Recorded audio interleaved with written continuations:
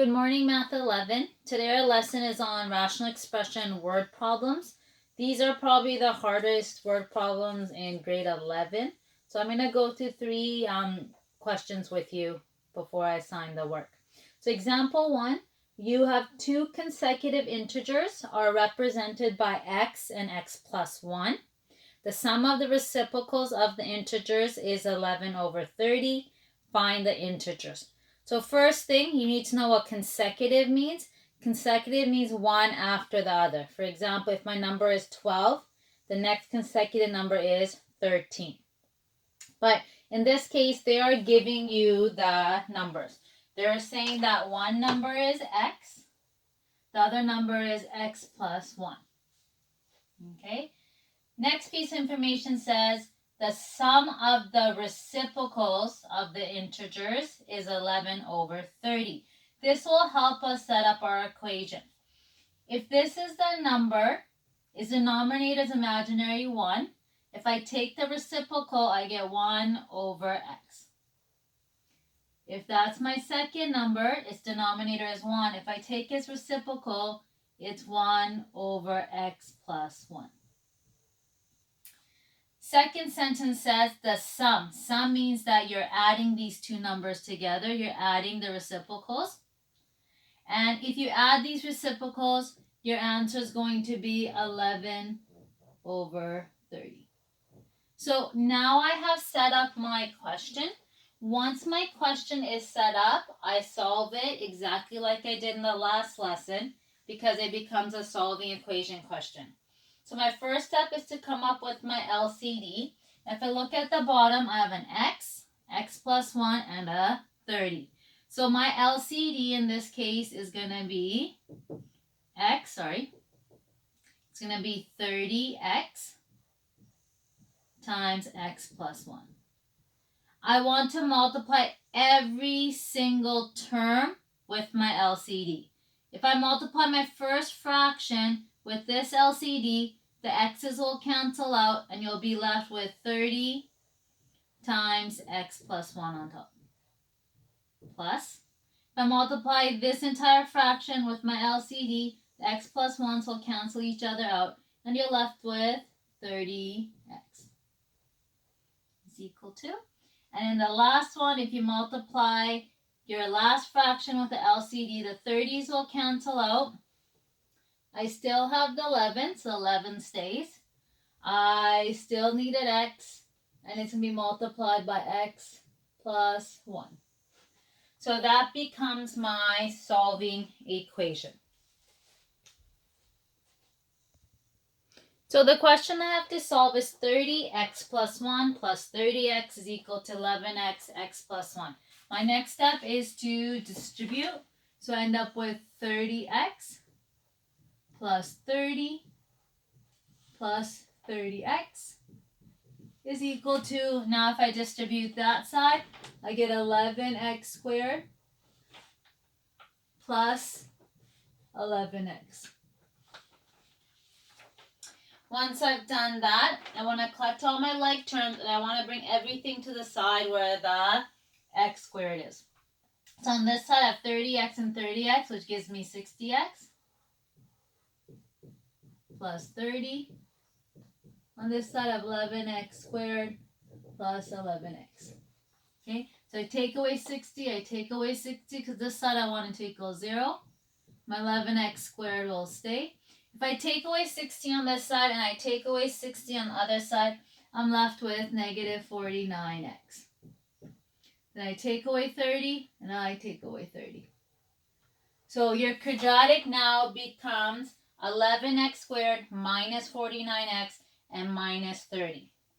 Then you have to ask yourself, I can use a quadratic formula or I can solve this by factoring. This is factorable. So if I take my a and I bring that in, so it becomes x squared minus 49x minus 330, 0. My two numbers I multiply to give me negative 330 and add to give me negative 49 are x minus 55, x plus 6, and then I divide it by 11, and I divide it by 11. So 0 is going to be equal to x minus 5, 11x plus 6.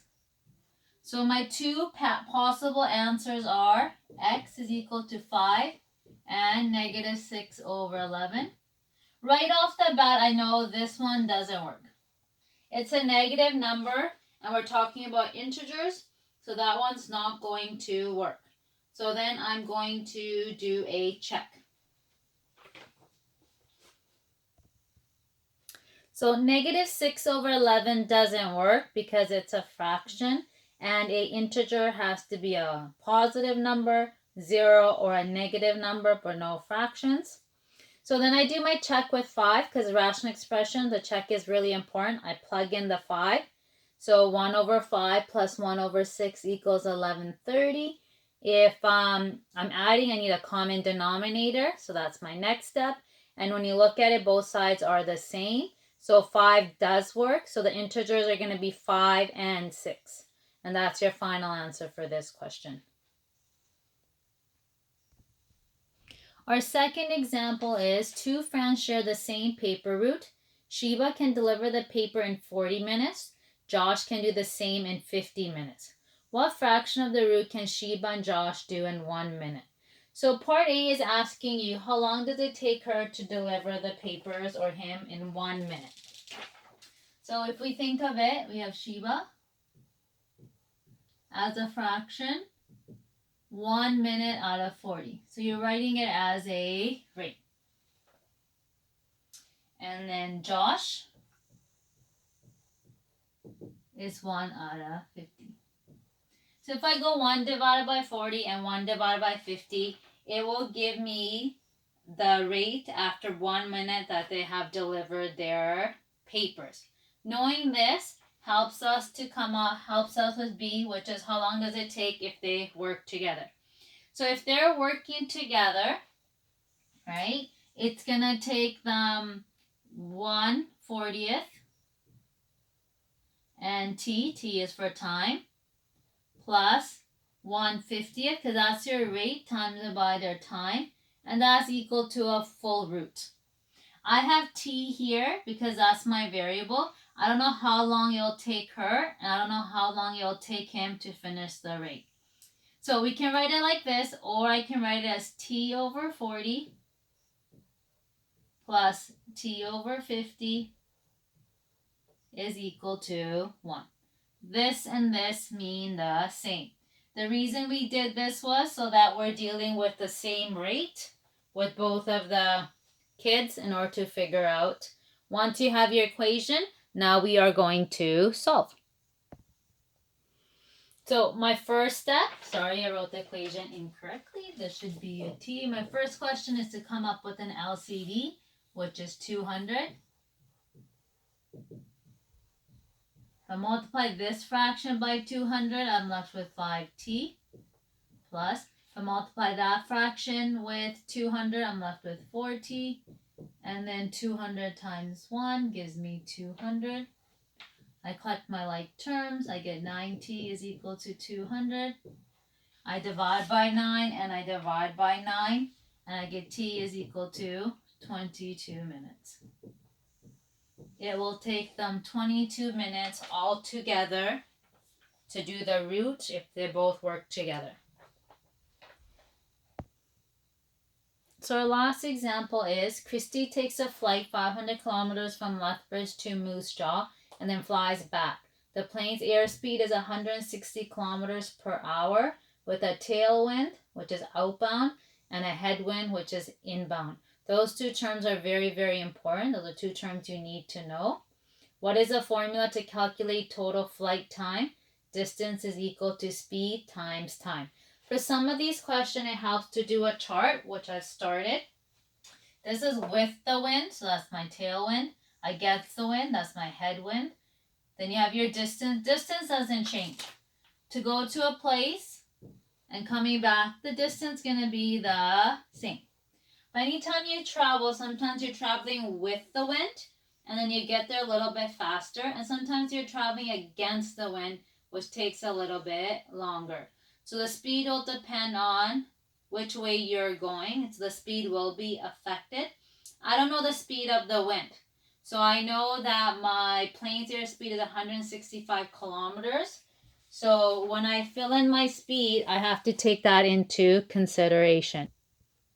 So the speed with the wind, it would be your speed 165 plus the speed of the wind.